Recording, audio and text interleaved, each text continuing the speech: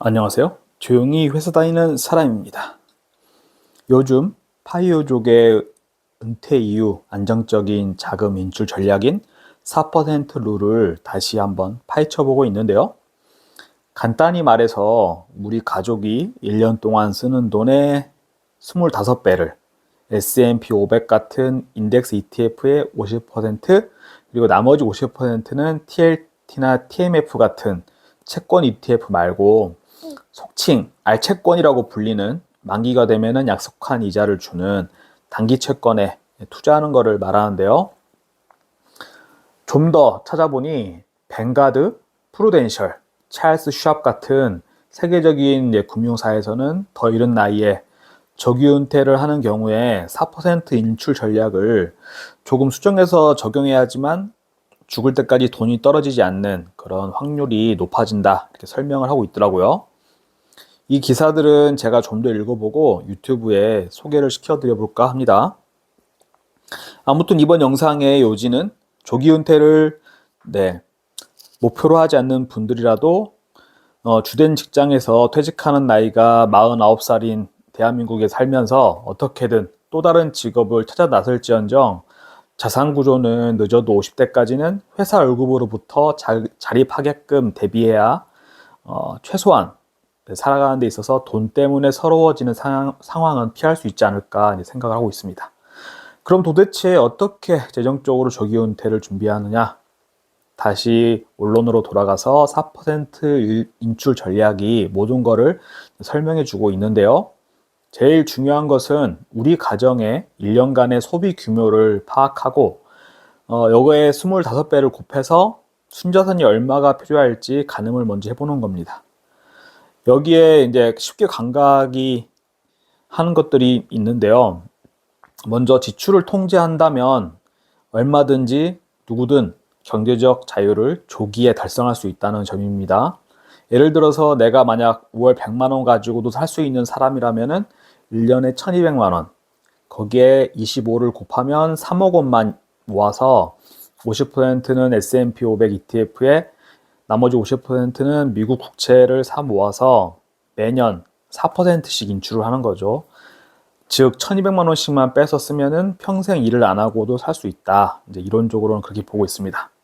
하지만 난 1인 독신 가구라 할지라도 월 500만 원은 써야 성에 찬다. 그럼 최소 15억은 있어야 현재 생활 수준을 유지하면서 회사를 다니지 않고 이제 경제적 자유에 도달했다 말할 수 있을 것 같습니다.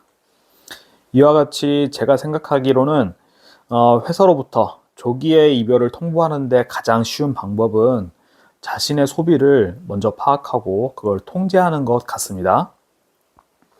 두 번째 핵심은 채권같이 예금보다는 높은 이율로 만기가 되면 이자를 주는 상품에 일정 비율로 투자하는 것인데요.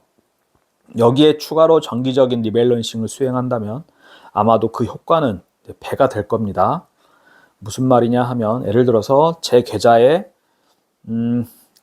예수금들 40%는 예금금리가 5%가 넘던 시절에 가입한 5년치 예금 상품과 애화 그리고 원화 RP 상품 그리고 1년에 수익률이 3.7%쯤 되는 타이거 CD 금리 투자 ETF에 이제 투자가 되어 있고요.